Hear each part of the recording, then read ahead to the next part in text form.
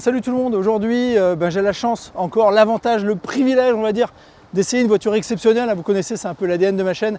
J'essaye à chaque fois de vous présenter des voitures qu'on ne voit pas ailleurs. Et aujourd'hui, je vous ai trouvé une voiture, franchement, un des épisodes du sport automobile français les plus regrettés des années 90, puisque j'ai la chance de vous présenter cette voiture, une Venturi Cup 221, produite dans les années 90, fin 80. Et des voitures comme ça, il y en a moins de 180 dans le monde. Et Venturi n'a produit que 300 véhicules au total dans la carrière, dans l'existence de la marque.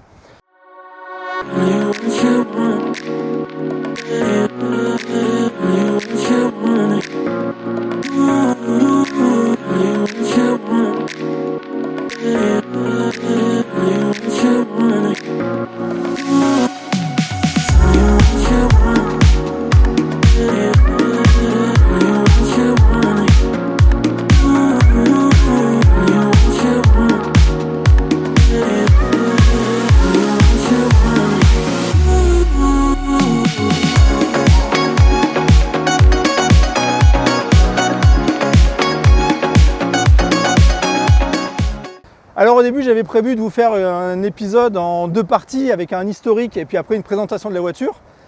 Mais il y a quelques jours, il y a la chaîne GDB qui a sorti une vidéo sur l'histoire de Venturi. Et franchement, j'adore leur chaîne, ils font ça, c'est des passionnés d'histoire automobile. Alors je ne vais pas me contenter de répéter ce qu'ils ont déjà dit sûrement mieux que moi. Je vous mets un lien vers leur vidéo parce que tout est dit et j'ai pas envie de faire ce qu'on pourrait considérer comme du plagiat, même si l'histoire d'une marque, ça reste l'histoire d'une marque. Ils font ça très bien. Par contre, ils concluent leur vidéo en disant on a le regret de ne pas avoir pu essayer de Venturi. Et effectivement, ça ne se trouve pas à tous les coins de rue. Comme je vous ai dit, des modèles comme ça, il n'y en a eu que 180 produits au total dans le monde. Donc autant dire qu'on ne trouve pas ça au coin de la rue quand on va acheter le pain. Et si eux, je leur laisse l'historique de la voiture. Moi aujourd'hui, j'ai la chance de pouvoir vous la présenter.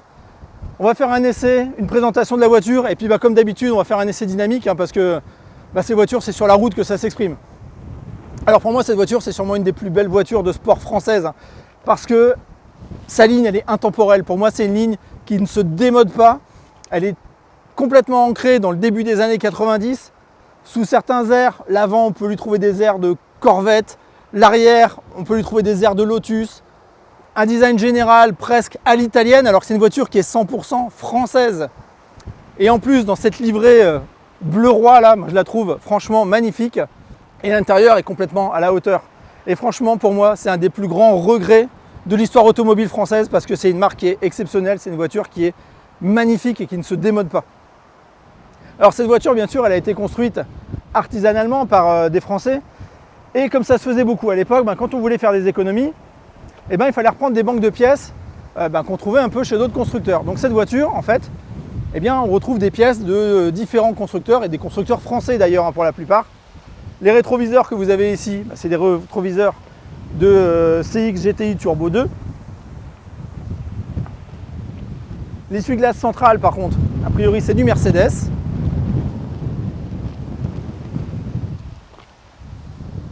Les feux de position et les clignotants avant, allez, vous les aurez reconnus si vous êtes un spécialiste des marques françaises, c'est de la Renault 5 Turbo 2.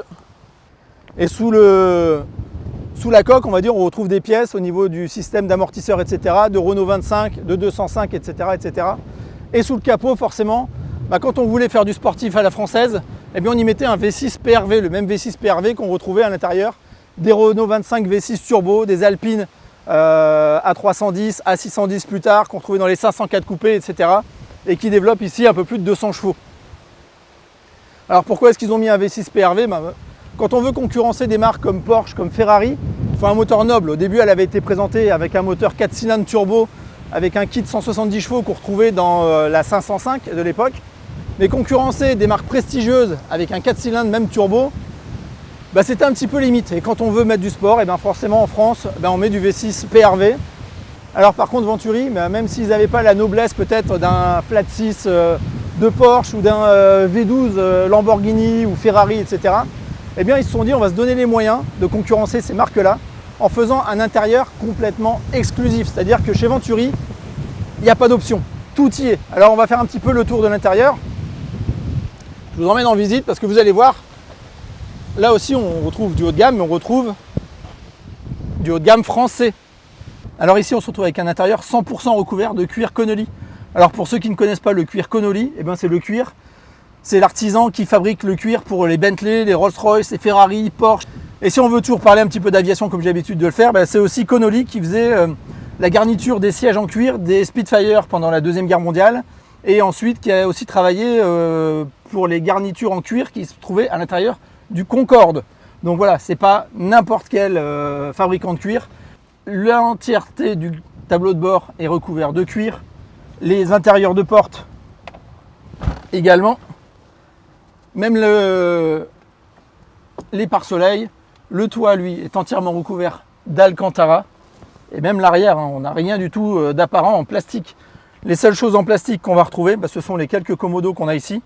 Alors pour ceux qui sont un peu connaisseurs, vous allez reconnaître, ça c'est un cendrier de Renault 25, on l'avait vu quand j'ai fait l'essai de la R25 V6 Baccarat. Les commodos de commande de siège, pareil, ça vient de la Renault 25. Les aérateurs, je ne sais pas de quoi ils viennent, mais je suppose qu'ils viennent aussi d'une autre voiture française. Les commodos ici, eh bien c'est pas très prestigieux, c'est des commodos qu'on retrouvait dans la 104 ou dans le Citroën C15. Voilà, c'était la banque de pièces de chez Peugeot. Et par contre, à l'intérieur, comme je disais, il n'y a aucune option. On a les vitres électriques, on a les commandes de rétroviseur électriques, on a l'air conditionné, comme je vous ai dit, du cuir partout, du bois, etc. Bon, un autoradio laser comme ça se faisait avec façade détachable dans les années 90, forcément.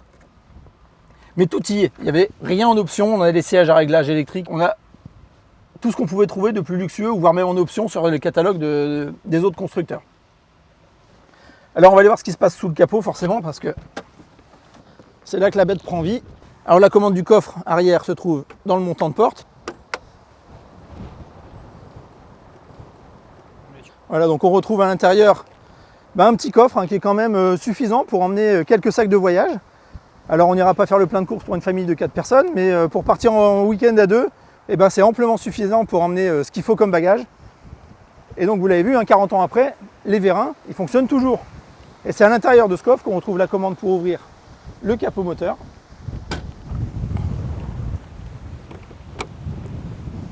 Et à l'intérieur, on peut trouver, même si c'est difficilement visible, le V6 PRV, avec forcément la plaque de protection de chaleur du turbo gravée au nom de Venturi. Alors pourquoi Venturi, vous allez me dire, en fait c'était une espèce de jeu de mots. Au départ, Venturi s'écrivait avec un Y. C'était un jeu de mots qui voulait parler d'aventure, qui voulait parler de l'effet Venturi. Et le Y à la fin, c'était pour Century, en fait, la voiture du siècle. Donc l'aventure, la voiture du siècle, l'effet Venturi, la marque est devenue Venturi. Et puis avec le Y, elle est passée au I pour faire plus français, en fait.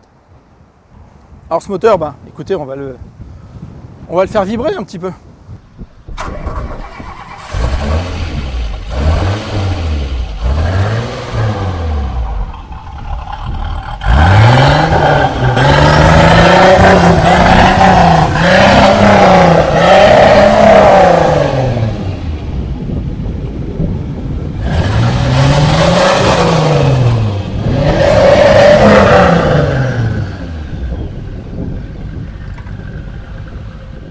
Et puis à l'avant, on a carrément tout le capot avant qui s'ouvre un petit peu à la manière des Corvettes, on dit un peu à l'américaine. Donc on a 2 poignées à soulever.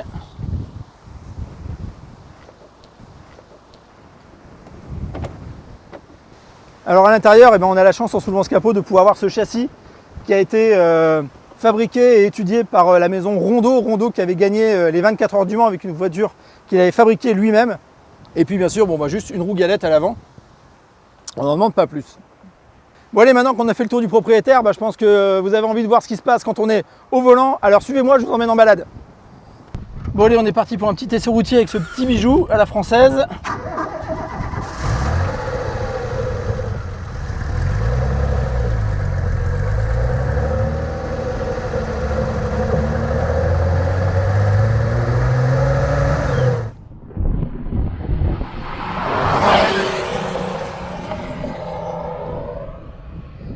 Alors déjà, la première chose qu'on peut remarquer, c'est que même si on a le moteur qui est juste derrière le siège, le bruit est très bien contenu. Donc on entend bien le moteur, c'est agréable, mais on est comme dans un cocon. Et sur cette route, comme d'habitude que je prends, qui est assez chaoteuse, franchement pour une sportive, ça filtre pas mal du tout. Les sièges maintiennent très bien. Après, moi, avec mon 1m80, le problème, c'est que, comme d'habitude, j'ai la tête qui touche au plafond presque, donc je suis obligé de me tasser un petit peu. Alors par contre, la boîte est très courte, on est bien dans une sportive. Et l'embrayage aurait peut-être besoin d'une petite révision parce que là, je sens que je vais encore faire de la musculation avec la jambe gauche. Allez, on a retrouvé des routes un petit peu plus normales. On va aller voir ce que ça donne déjà sur les petites routes de campagne.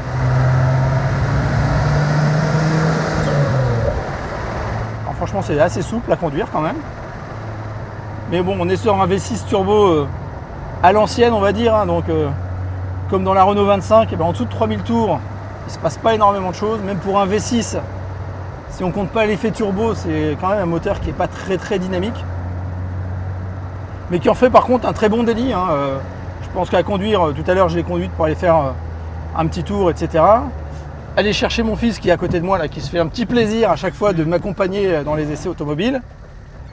Et même en ville, c'est une voiture qui se conduit très bien, qui est très souple, qui est très agréable. Mais par contre, c'est sûr que en dessous de 3000 tours, il ne se passe pas grand chose comme d'habitude. Par contre,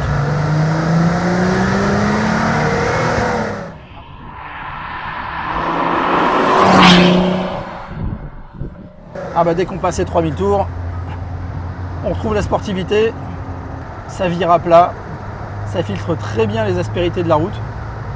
Et comme je vous le disais, le bruit, même en accélérant fort, on entend bien le bruit du moteur, c'est très agréable, mais c'est pas assourdissant. Donc ça reste une voiture très utilisable, même en tapant dedans, même en se faisant plaisir. On n'est pas abruti au bout d'un quart d'heure parce qu'on a le moteur qui nous gueule dans les oreilles. On sent la sportivité, mais on reste dans du luxe. On est plus dans une GT que dans une vraie hyper sportive en fait. Hein. Alors vous allez me dire, il n'y a que 210 chevaux là-dedans. Mais bon, dans les années, fin des années 80, un V6 turbo 210 chevaux dans une sportive française, on était à l'équivalent de ce qui se faisait chez Porsche. Hein. Une Porsche 911 à l'époque, ça faisait dans les 220, 230 chevaux. C'était pas forcément mieux fini. Au garage, j'ai souvent vu passer des Ferrari des années 80, et les Ferrari des années 80, voire même 90, ça vieillit très mal. Hein. C'est des plastiques souvent bas de gamme, les cuirs vieillissent pas très bien, etc. Et franchement, par rapport à cette Venturi-là, mais elle n'a pas à rougir devant des Ferrari ou des Porsche. Hein. Au niveau de son âge, du vieillissement et de l'état dans lequel elle est actuelle, à part le vernis qui a blanchi sur le tableau de bord, on n'a rien à lui reprocher.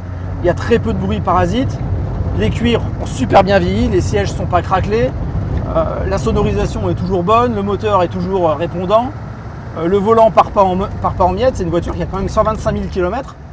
Donc c'est des voitures aussi avec lesquelles on pouvait rouler, hein. Ça reste du V6 PRV, c'est un moteur qui est facile d'entretien, qui est très bien connu, qui n'est pas gourmand, qui n'est pas cher à entretenir. Et donc ça restait une sportive, même si elle était chère à l'achat, qui n'était pas chère à l'entretien. Et là, dans ce double S, là, on vire à plat, on a l'impression d'être scotché à la route, et ça relance.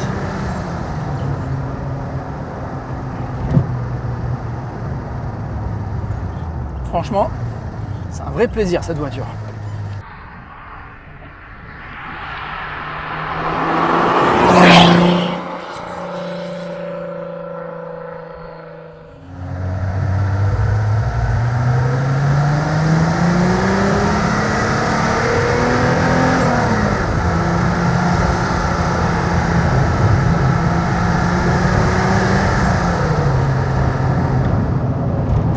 Ce petit bruit de turbo là qu'on entend derrière, ça fait plaisir. C'est pas assourdissant, ça ne nous tabasse pas les oreilles, mais alors ce petit sifflement là qu'on sent arriver, qu'on attend même avec impatience, parce qu'on sait que quand il arrive ce turbo, voilà.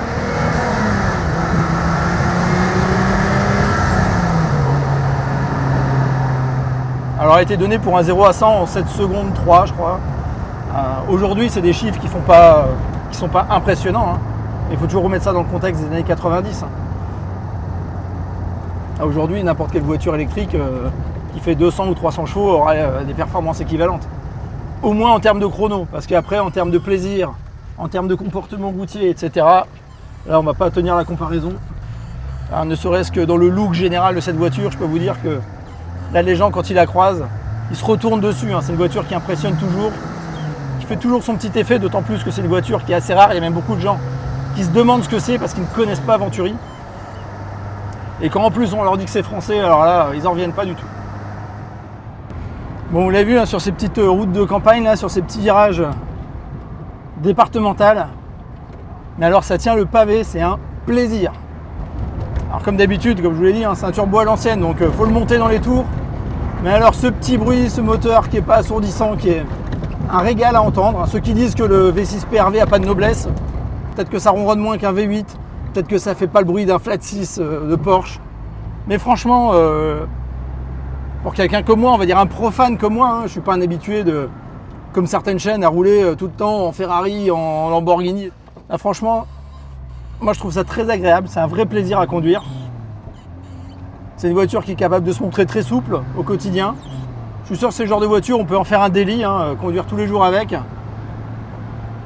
Et puis dès qu'on a envie de se faire plaisir, même s'il faut la cravacher un peu, c'est un régal. Juste un petit régal. Un bonbon cette voiture. Mais on va aller voir ce que ça vaut un peu sur des routes un peu plus rapides, on va dire. Bon allez, on va attaquer de la 2x2 voies à 110. On va voir comment ça relance. On va se faire un petit peu plus plaisir. Le rond-point, ça vire à plat.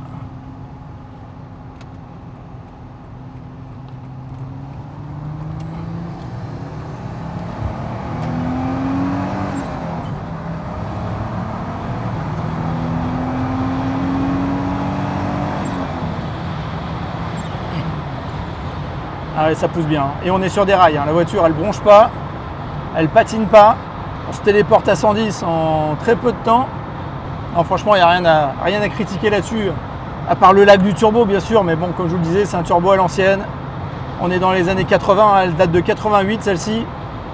En 88, ils en ont fait que 104 qui sont sortis de l'usine. Pour ça, je vous disais que c'est vraiment un modèle, mais vraiment exceptionnel. Alors, comme d'habitude, je ne peux que remercier son propriétaire qui me l'a confié aujourd'hui. Un petit bijou, une rareté comme ça, ça se trouve pas tous les jours. Et surtout avoir la chance qu'on me la laisse conduire. Bon, prochaine étape, trouver une Alpine, une A610 qui était sa concurrente avec le même moteur à l'arrière. Oh, ça devrait se trouver bientôt, j'espère. Et puis bien sûr, d'autres modèles, là, j'espère que vous avez apprécié le dernier modèle là, qui n'avait rien à voir avec celui-là, cette grosse américaine qu'on est allé essayer avec son propriétaire. Et qu'il y a d'autres voitures à me faire essayer d'ailleurs bientôt. Donc n'oubliez pas, si vous ne voulez pas rater les prochaines vidéos, de vous abonner. Hein, si vous voulez revoir de la grosse américaine des années 60 ou de la française ou toute autre voiture, de toute façon j'en ai d'autres sous le coude, vous allez voir. Mais on reste toujours dans la même veine des véhicules rares et exclusifs. Puisque c'est ce que j'essaye de vous apporter à chaque fois. Ce que vous ne voyez pas ailleurs. Allez, bon, sur ces bonnes paroles, n'oubliez pas de liker, de vous abonner. N'oubliez pas les boosts maintenant aussi, c'est la nouveauté youtubesque. Les boosts que vous ne pouvez activer que sur téléphone et tablette. Et puis on se retrouve ici bientôt pour parler encore et toujours auto et aéro bien sûr. Allez, tchuss!